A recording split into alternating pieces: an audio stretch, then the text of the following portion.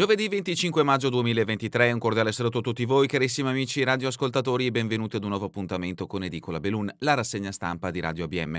Un saluto anche a chi ci sta guardando in diretta dalla pagina Facebook di Radio ABM e dal canale YouTube dell'Associazione Bellunesi nel Mondo. Dai nostri studi in via Cavour 3 a Belluno, Marco Crepaz vi accompagnerà nella lettura dei quotidiani dedicati alla provincia di Belluno. Diamo quindi subito uno sguardo ai titoli presenti sulle prime pagine. Incominciamo con il Gazzettino di Belluno. Ecco come si apre l'edizione di oggi, notizia in primo piano riferita al Giro d'Italia in arrivo in provincia di Belluno. Oggi appunto l'arrivo a Palafavera, domani il traguardo alle Tre Cime di Lavaredo, mobilitati anche 126 tra medici, infermieri e volontari ULSS, attese migliaia di persone sulle strade. Il meteo non dovrebbe creare eccessivi problemi, ma la pioggia sicuramente ci sarà.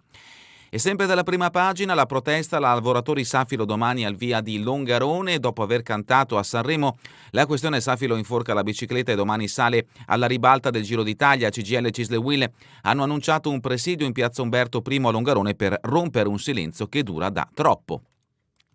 Omicidio a Di Fener, una sottoscrizione per i figli di Pedro. L'uomo accusato dell'omicidio di Costa è vedovo, a casa ha 4 figli, 2 gemelli di 9 anni.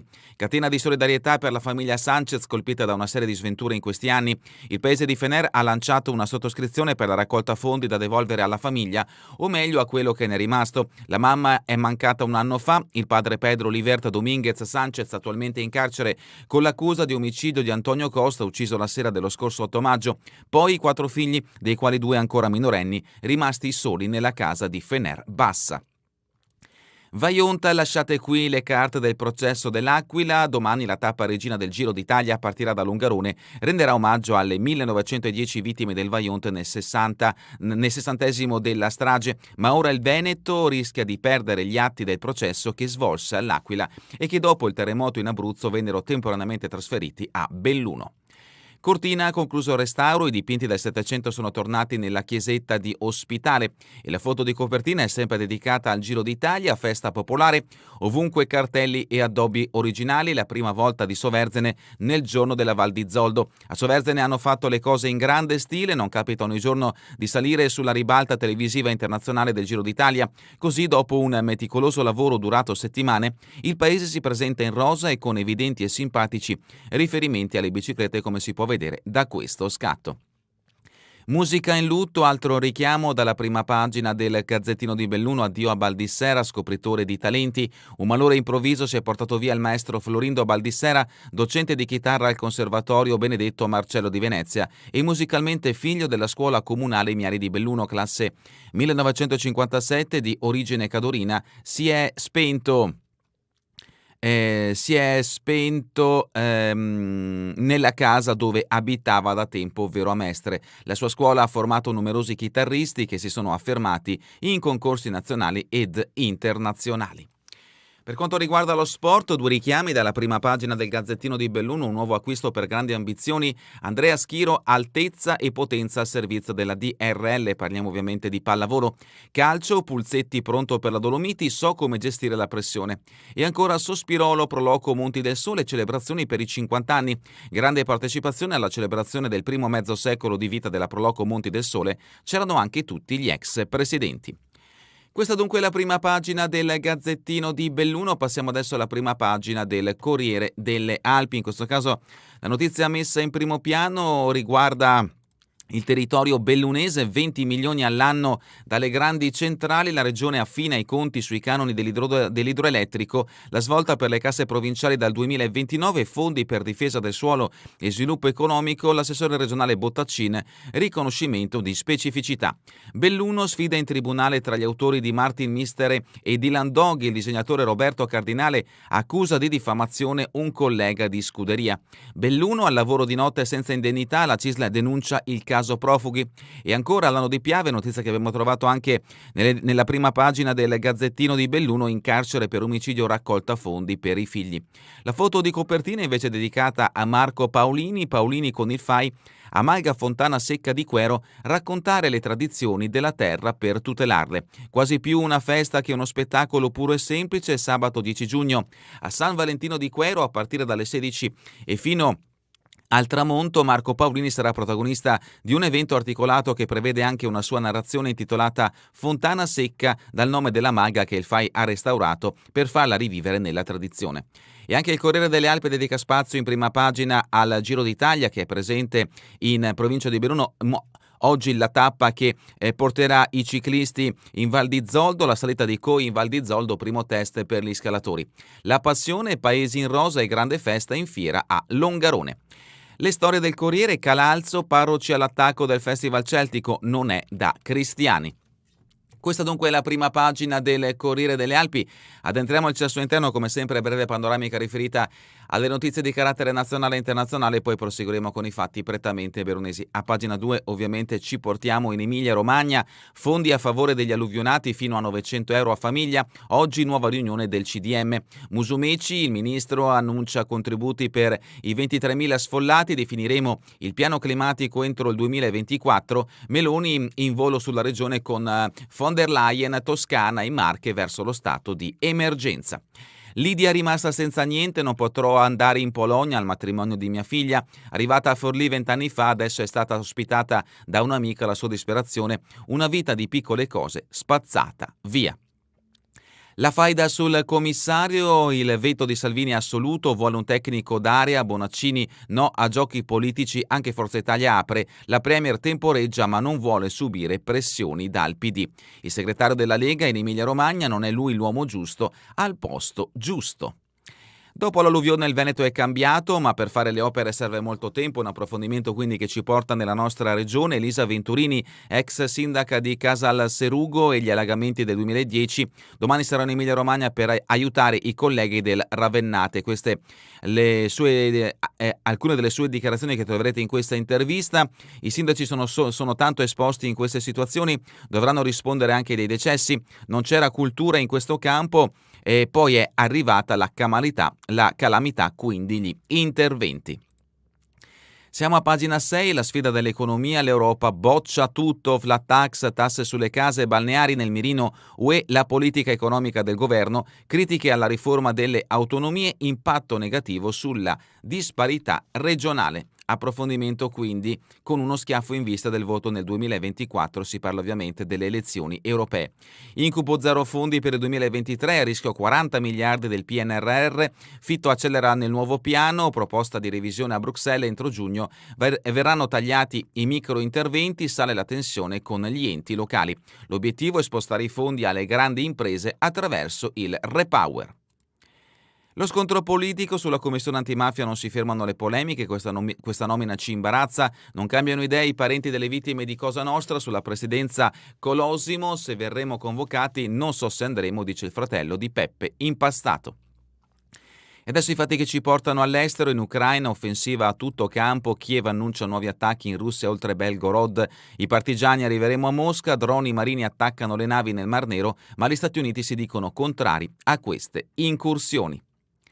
A Milano il pestaggio della vergogna, manganellate e calci dai vigili a un trans, intervento shock di 4 agenti a Milano vicino alla Bocconi, il sindacato era nuda e li insultava, scoppia la polemica tra destra e sinistra. Ed ecco appunto uno scatto che rappresenta come queste guardie, la polizia urbana di Milano, questi due dipendenti hanno preso, come si può vedere, a manganellate appunto il trans. La didascalia è la seguente: un fotogramma del video che mostra i vigili picchiare la trans.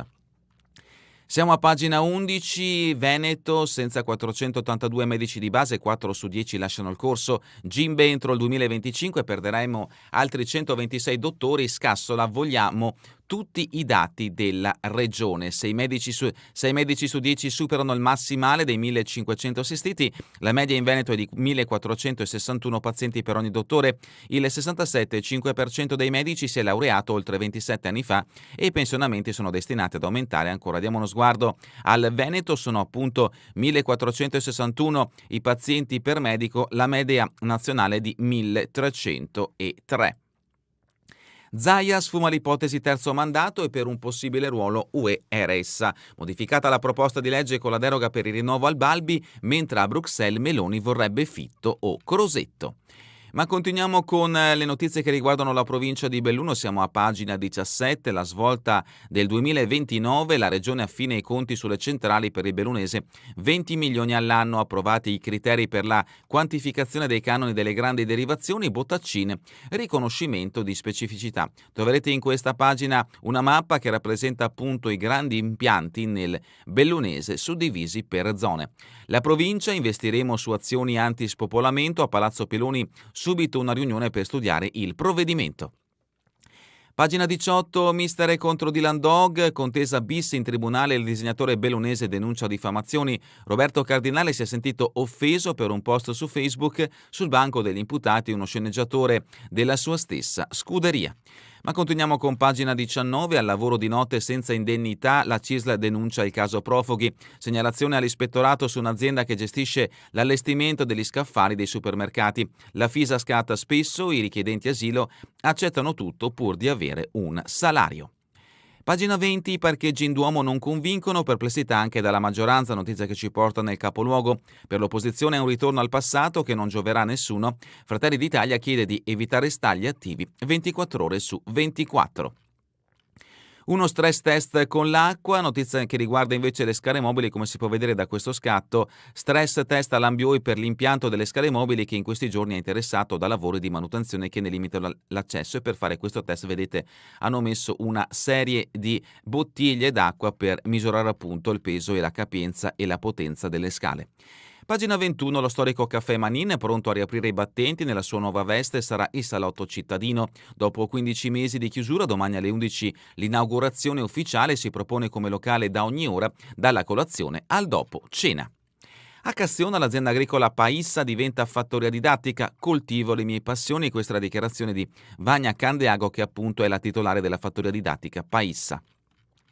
Continuiamo con pagina 23, il bilancio educazione civica a scuola, oltre 200 i ragazzi coinvolti, comune e forze dell'ordine hanno fatto il punto dell'esperienza congiunta, grande partecipazione e disponibilità al confronto da parte dei giovani. Passiamo a Feltre con pagina 24, aiutate 90 persone con pacchi di cibo distribuiti in mensa, circa 3.700 pasti, certificate le 28.000 ore in un anno prestate dai volontari, Soppelsa in 8 anni impiegati 43.500 euro di aiuti. L'automobilista nei guai, 3 i reati ipotizzati, stato di ebbrezza, fuga e omissione di soccorso, notizia riferita appunto all'incidente avvenuto lunedì scorso che ha causato appunto una difficoltà fisica appunto di chi ha investito, che versa in gravi condizioni al Santa Maria del Prato di Feltre.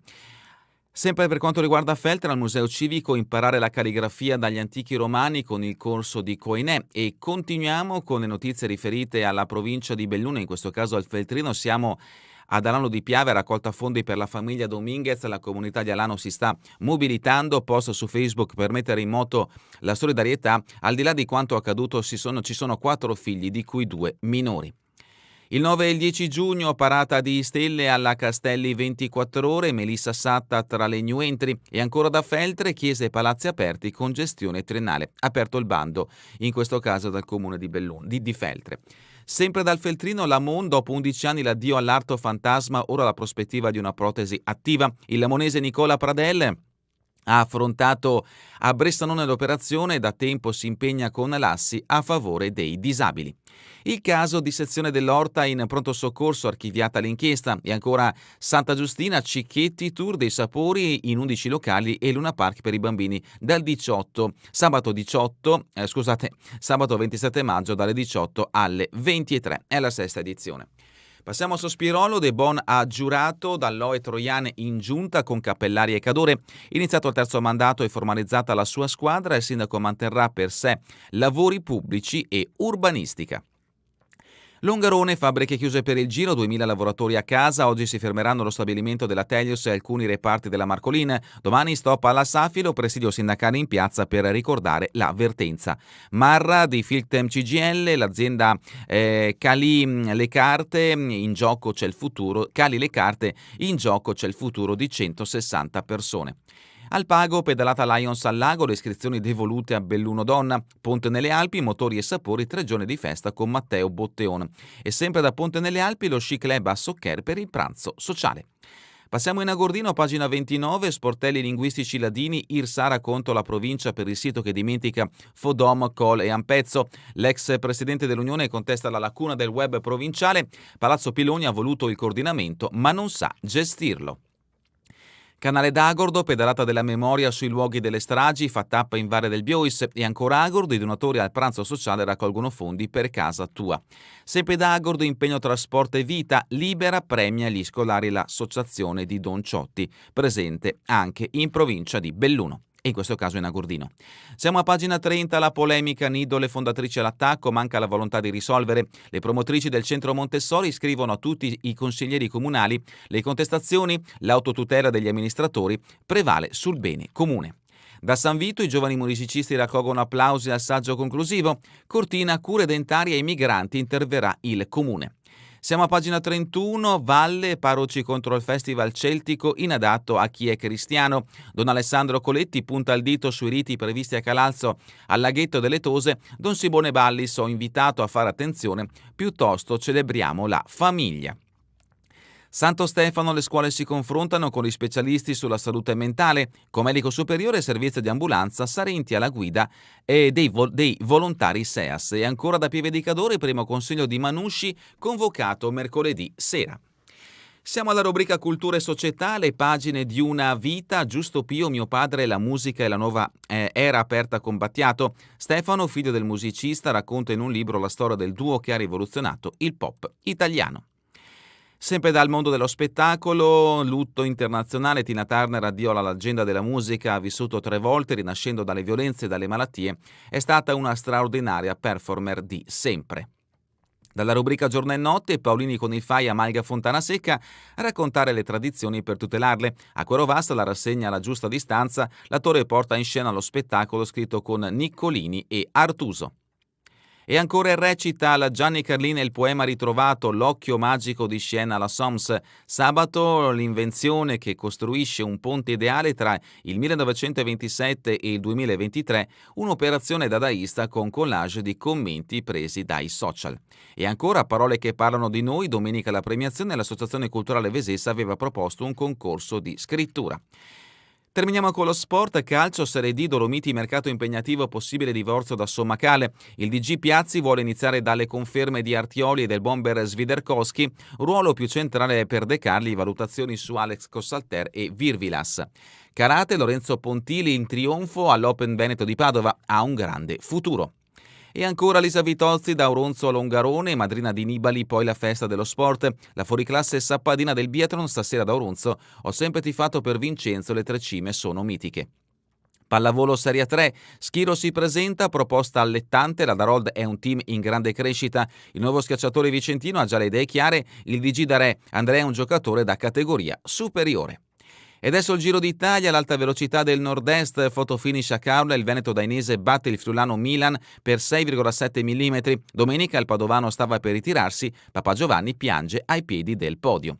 Ed ecco la tappa che ci porta in provincia di Belluno, si parte da Oderzo e l'arrivo è appunto in Val di Zoldo, al Palafavera, a Coi si scaldano le gambe, pendenze fino al 19%. Questa la tappa di oggi, partenza appunto da Oderzo, poi si arriverà in provincia di Belluno per passare Pian dei Cansiglio, Sperta, Tambre, Cornei, Pieve dal Pago, Cadola, Ponte nelle Alpi, Soverzene, Provagna, Codissago, Castellavazzo, Ospitale di Cadore, Perarolo di Cadore, Tai di Cadore, Pieve di Cadore, Tai di Cadore, Valle di Cadore, Venastra di Cadore, Cibiana di Cadore, Forcella Cibiana, Forno di Zoldo, Dont, Bivio Percoi, Brusadaz, Coi, Mareson, Pecol e infine appunto la Val di Zoldo con Palafavera.